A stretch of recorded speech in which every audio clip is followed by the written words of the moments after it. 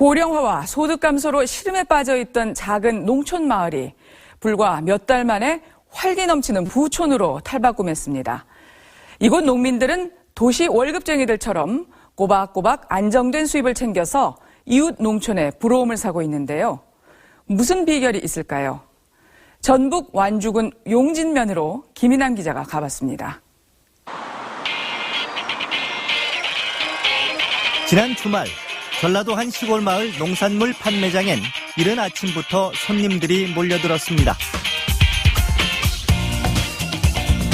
오늘 싱싱하고 그래서 좀 다시 오게 좀 일부러 더 시간 내가지고 왔거든요. 먼 길 마다 않고 일부러 찾아왔다는 주부. 저 그래서요. 시장 마트에 갔다가요. 오전이니까 우리 얼른 여기 가서 시장보다 해가지고 이리 왔어요. 대형 마트에 갔다가 굳이 발길을 돌렸다는 주부. 하지만 배추며 무며 매장엔 다른 데서도 흔히 살 수 있는 채소가 대부분. 농산물 위주의 매장 구성도 다른 곳과 별 차이가 없어 보입니다. 실 위에 포장을 치고, 포장도 치고 거기서 막 대량으로 판매하고 이러는 과정에 시내에서 엄청나게 사람들이 몰려와서 주차 공간이 모자라가지고 대lượng 그냥 접촉사고도 일어나고. 주민수가 8,000명도 안 되는 작은 면에 날마다 1,000명 넘게 손님이 몰려든다는 이 농산물 판매장. 무슨 이유가 있는 걸까요?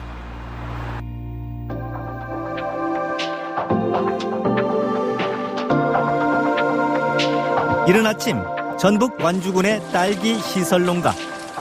박원희 씨 부부의 손길이 분주합니다. 지난 여름 태풍 볼라벤의 여파로 오랜 딸기 수확이 한 달 정도 늦어졌습니다.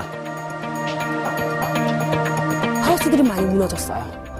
하우스들이 바람에 비해 굉장히 많이 무너져서 그 하우스들을 다시 복구하고, 그리고 이제 이 땅이 식물을 심으려면 땅이 마르고 땅이 어떻게 제대로 갖춰진 다음에 식물을 심어야 되는데 그것도 이제 땅이 잘 안 마르고 계속 비가 오다 보니까. 그래서 아직 대량으로 낼 만큼은 안 되지만 근처 직매장에선 제법 팔리기 때문에 새벽 한기를 견디며 딸기를 땁니다. 재미있는 건 생산 농민인 부부가 직접 포장하고 가격도 직접 매긴다는 겁니다. 요새는 지금 저희가 이제 로컬에서 제가 오늘 가격으로는 이제 11,000원 그렇게 나가거든요. 경매 가격하고 시중 가격을 따져서 그 중간 마진 유통상들이 가져가는 금액만큼 저희가 이제 빼드리는 거예요. 소비자분들한테요. 오늘은 우선 20상자를 가져다 놓을 계획입니다.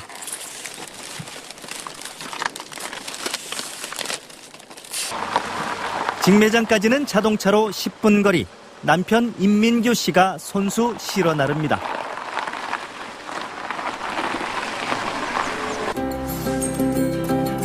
비슷한 시각, 완주군의 다른 농가에선 버섯 채취가 한창입니다.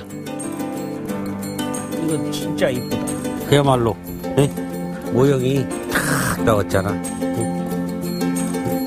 두 농가가 이렇게 새벽부터 출하를 서두르는 데는 이유가 있습니다. 3,000원, 4,000원, 5,000원 범위 내에서 물건을 사갈 수가 있으니까 그 소비자들한테 아주 좋은 상품이 되고 허실이 없는 형태가 되더라고요. 거의 80% 정도를 경매장에 냈으나 지금은 로컬 푸드가 있는 바람에 약 한 40~50% 정도의 생표고 40~50% 정도의 물량이 로컬 푸드에서 판매가 되고 있습니다. 조 씨 부부도 직매장에 와서 직접 포장합니다.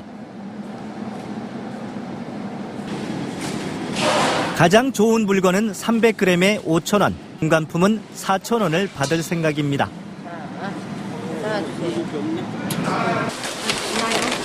먼저 오신 분이 좋은 자리를 이렇게 잡고 이렇게 하시나 봐요? 예, 근데 저희는 이제 버섯 코너가 아니에요. 여기는 버섯 하시는 분이 많이 안 계셔가지고 저희는 이제 좀 특권을 노리고 있어요. 저희가 버섯이 많이 없으니까 농가가. 얼마씩 이거? 네. 4,000원이요. 지금 붙이고 있어요. 예.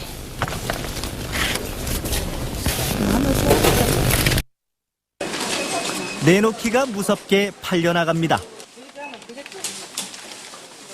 소비자 입장에서는 일찍 와야 싱싱한 물건을 이제 빨리 골라가는 재미도 있고 싱싱한 걸 차지하시니까 좋은 물건 갖기 위해서 아침 일찍 와요. 딸기 벌써 다 나갔다. 1시인데 1시 40분 2시 안 됐는데 딸기 벌써 다 나갔다. 하나도 없다. 딸기 좀 더 갖다 놔야 되겠다요. 진열해 놓은 지 3시간 만에 박원희 씨 부부의 딸기 20상자는 다 팔렸습니다. 매장 CCTV를 연결한 스마트폰 앱을 통해 얼마나 팔렸는지 집에서도 알 수 있습니다. 오늘 월요일이라 좀 물량이 적게 나갈 줄 알았는데 다행히도 많이 나가가지고 또 오전에 작업해놨던 것을 다시 매장 구색을 갖춰주기 위해서 다시 갈아놨습니다. 몇 개나 더 가져오셨어요? 지금 25상자 가져왔습니다. 오늘도 꽤 많이 생각보다는 많이 팔리는 편이네요. 의외로 좀 많이 팔렸습니다. 오늘은 월요일. 직매장 옆 농협에 들르는 날입니다. 네, 로컬푸드 투라 농가인데요. 네. 오늘 입금 얼마 됐나 확인 좀 하려고요. 잠시만요. 네. 200만 원 조금 넘게 들어오셨네요. 200만 원이요? 네, 204만 7천 원 정도 되네요. 아, 그래요? 네, 감사합니다. 예. 꼭 월급 타는 있어요. 수고하세요. 지난주에 판 딸기값 204만 7천 원이 통장에 찍혔습니다. 월요일마다 이렇게 일주일치 판매 대금이 어김없이 입금되니 안정적인 수입이 쏠쏠합니다. 임 씨가 딸기를 내다 파는 곳은 완주군 용진면에 있는 로컬푸드 직매장. 280제곱미터, 80평 남짓의 작은 농산물 직거래 매장입니다. 로컬푸드는 그 지역에서 생산한 물건을 그 지역에서 소비한다는 점 말고는 기존의 직거래 장터와 크게 다르지 않습니다. 그런데 조그마한 이 시골 면 소재지의 직매장은 지난해 4월 문을 연 뒤 기록적인 매출을 올리면서 농업인들 사이에 화제가 되고 있습니다. 처음 문을 연 지난해 4월 1억 8천만 원에서 출발해 추석이 있던 9월엔 10억 원에 가까운 가파른 증가세를 기록했습니다. 농산물이 크게 줄어든 겨울철에도 매출액은 크게 떨어지지 않고 있습니다. 지난해 8달 동안만 전체 매출액은 57억 원. 웬만한 도시의 대형 할인 매장 연평균 매출액인 40억 원대를 훌쩍 넘어섰습니다. 대형 매장이나 이런 그 마트나 이런 데는 거의 공산품, 식료품 위주입니다. 그래서 농산물은 사실 판매액의 30% 정도뿐이 차이를 안 해요. 저희 매장에서는 이런 식료품이나 공산품은 저희 총 매출액의 20%도 차지 안 해요. 대부분 다 여기는 80% 정도가 우리 지역에 나온 농산물로 판매가 되고 있습니다. 게다가 상추 한 묶음 무 하나 이렇게 판 돈이라서 더 놀랍습니다. 그야말로 면 단위 작은 직매장의 57억 매출 신화. 그 비결이 궁금해졌습니다. 이곳에서는 완주군에서 생산된 농산물만을 엄선해 그날 새벽에 수확합니다. 팔다가 남으면 전량 회수합니다. 일일 유통이라는 대원칙입니다. 처음엔 무슨 소리냐며 펄쩍 뛰던 농민들도 요즘엔 팔릴 만큼씩만 내다 놓는 예측 수요를 터득하고 있습니다. 내가 3일 만에 30개 갖다 놓으면 다 팔렸으면 30개를 갖다 놓으면 상관이 없는데 20개나 15개 팔렸으면 15개 남을 거 아니에요. 그러면 다음에 이놈을 갖다 내보고 다 새로 바꿀 때는 15개만 갖다 놓는 거예요. 그거는 다 팔리면 이제 그때부터 하나, 두 개씩 늘려서 갖다 놔야지. 집에 있는 거 물건 한 채 갖다 퍼나와요. 팔리는가. 15개의 CCTV를 참여농민의 스마트폰 앱으로 연결해 언제든지 매장 상황을 확인하고 물건이 떨어지면 그때 곧바로 수확해 재공급하는 것도 품질 관리의 비결입니다. 포장과 가격 결정, 매장 진열까지 이게 다 농민의 몫입니다. 생산자와 소비자 사이 그 어떤 유통 단계도 없는 완벽한 직거래 방식. 농협이 판매 대금의 10%를 수수료로 떼는 대신 장소를 제공하고 물건을 팔아주고는 있지만 유통 단계에는 끼지 않습니다. 당연히 가격은 착할 수밖에 없습니다. 실제로 취재가 진행 중이던 지난 주말 가까운 전주 시내 대형마트 두 곳을 찾아 가격을 비교해봤습니다. 쌈채소는 40% 이상, 애호박도 40% 안팎, 배추는 34%나 직매장이 쌌습니다. 매주 월요일 농협은 전주 판매 대금을 농민들의 통장으로 입금합니다. 일주일에 한 번 찍어보면 이거 월급쟁이가 같아요. 보통 많이 나올 때는 제가 많이 나올 때 한 400만 원, 300만 원까지 일주일에 나와요. 저 메론 농사 지고 그럴 때는요. 농사 지면서 애들 이마트에 켰을 때는 우리가 6개월에 한 번 돈 나올 때가, 그리고 남지 돈이 뭐 없어요. 그러면 은행에서 대출 받았으면 그랬는데 이런 경우가 그때 있었더라면 더 좋았을 뻔했어요. 근방의 70여 농가가 직매장에서 한 달에 300만 원 이상 수입을 올린다고 합니다. 무엇보다 안정적이고 지속적인 수입에 농민들의 참여가 빠르게 늘고 있습니다. 하지만 처음부터 순조로웠던 건 아닙니다. 용진농협이 처음 농민들에게 직매장 참여를 제안했을 때 신청자는 3가구에 불과했습니다. 저희 그 농협에서 저나 우리 조합장님께서 설득을 하고 다녔습니다. 다녀서 초창기 때 이런 농가를 50명을 이렇게 모집을 했어요. 모집을 해서 체계적으로 교육을 시키고 해서 지금 초창기 때는 이 매장에 물건 진열을 이 공간에 물건을 놓을 수 있는 물건이 없었어요. 없어가지고 우스운 소리로 우리 조합장님네 거 농사진 거, 저희 거 농사진 것을 갖다 놓고 팔았어요. 그러다 보니까 상당히 그 소비자한테 호응도 있고 하니까 시범 운영이 성공을 거두자 농가들이 관심을 보여왔습니다. 50가구로 출발한 직매장의 참여 농가는 이제 300가구로 늘어났습니다. 하지만 신청만 한다고 다 참여할 수 있는 건 아닙니다. 우리 저 조합장님 친형님이 한동네 사시는데 친형님도 물건을 가지고 온 거예요. 그래서 우리 그 젊은 직원이 교육을 안 받으면 안 된다 그러니까 우리 조합장님한테 전화해서 물건을 좀 내야겠다. 그러니까 우리 조합장님께서 하신 말씀이 형님이라고 원칙 안 지키고 받아주면 이게 되겠느냐. 선진국 로컬푸드 견학을 포함한 6차례의 빡빡한 교육 과정을 반드시 이수해야 합니다. 문제점 개선과 모범 사례 발표 등 교육은 참여 후에도 정기적으로 계속됩니다. 교육과 관리, 시스템으로 만든 겁니다.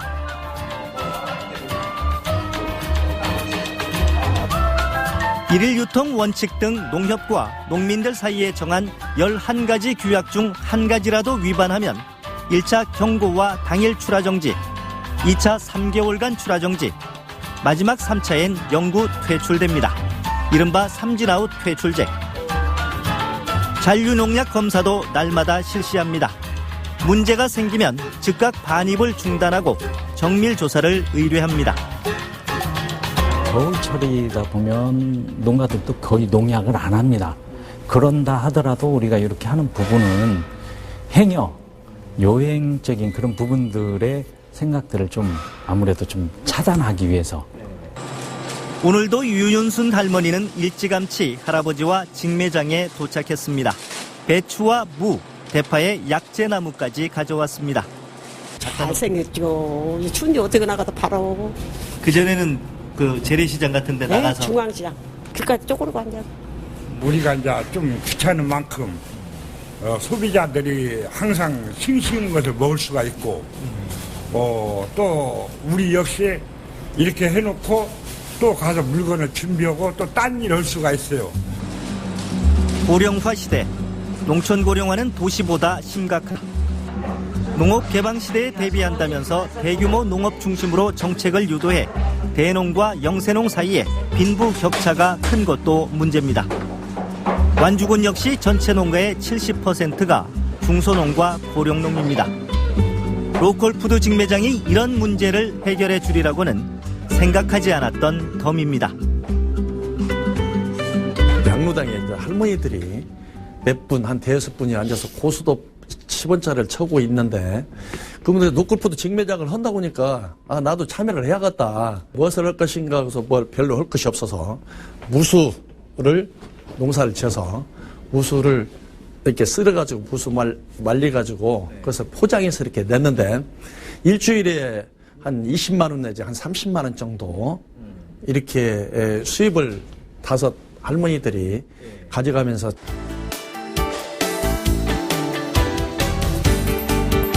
다문화 가정의 여성들도 덕분에 일자리를 얻게 됐습니다. 매일매일 이렇게 남는 네, 하루는 한 3배 정도 가고 와요. 3번이나 네. 더 가져와요? 네. 인진하고 더인 더 많이 가고 와도 모자라요. 제과 기술을 배우고 빵을 만들어도 판로를 뚫지 못했던 다문화 가정을 로컬푸드 직매장이 끌어안은 셈입니다.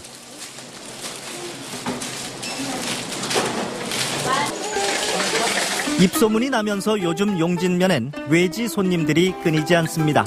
농업인은 물론 전국 지방자치단체에서 견학 온 사람들입니다. 공판장이나 뭐 이런 데다가 저희가 출하를 하는데 그렇게 출하해서는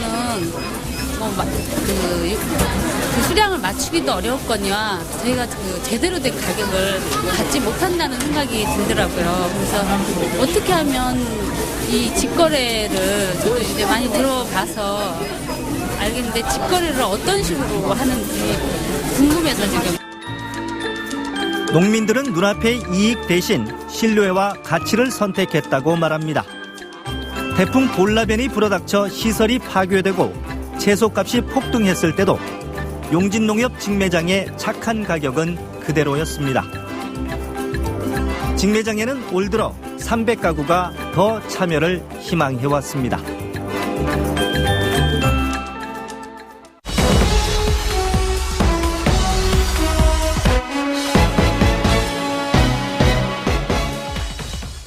요즘 배구판과 농구판을 뜨겁게 달구고 있는 두 사람이 있습니다. 배구의 김호철 감독, 농구의 문경은 감독인데요. 두 감독은 위기에 빠진 팀을 돌풍의 팀으로 180도 바꿔놓는 놀라운 리더십을 선보이고 있습니다. 경기장을 넘어서 사회적으로도 큰 주목을 받고 있는 두 사람의 리더십, 그 숨겨진 비밀을 김정윤 기자가 취재했습니다. 지난 주말 충남 아산시 이순신 체육관. 프로배구 러시안 캐시 드림식스 팀과 LIG 손해보험이 시즌 4번째 맞대결을 펼쳤습니다. 경기 시작 한참 전부터 긴 줄이 늘어서더니 홈팀인 드림식스를 응원하는 팬들로 일찌감치 경기장은 꽉 들어찼습니다. 여기 아산에 생겼다 해서 그때부터 오기 시작했는데 한 번 오고 나서 완전 빠져서 매일 홈 경기 맨날 와요. 오늘 경기가 어떻게 될 것 같으신가요? 당연히 러시안 캐시가 이겨야죠. 몇 대 몇으로 이기나요? 3대1 정도로 이길 것 같습니다. 몸을 푸는 드림식스 선수들의 얼굴에 사푸시 긴장이 서립니다. 올 시즌 한 번도 이겨보지 못한 상대이기 때문입니다. 마음 같아서 이길 수 있을 것 같은데 열심히 해야 할 것 같습니다. 드림식스의 라커룸. 감독이 경기를 앞두고 선수들의 마음을 다잡습니다. 바꿔야 돼, 생각들을. 뭐냐 그러면 한 번도 못 이겼다 그래가지고 그냥 무조건 맹목적으로 이겨야겠다는 그 생각만 가지고 들어가서는 안 된다는 거예요. 들어가는 그 생각 자체부터 바꿔줘. 눈이 바짝바짝 빛나고 뭔가를 하나 갖다가 해내려고 하는 그런 마음가짐으로 가서 시작을 하자고. 네? 현재 프로배구계를 가장 뜨겁게 달구고 있는 이 사람. 바로 드림식스 팀의 감독 김호철입니다. 같은 시각 서울 잠실학생체육관에선 프로농구 SK나이츠와 전자랜드 엘리펀치의 농구 경기가 열렸습니다. 일찌감치 만원을 이룬 관중들의 열기로 경기 시작 전부터 체육관이 한껏 달아오릅니다.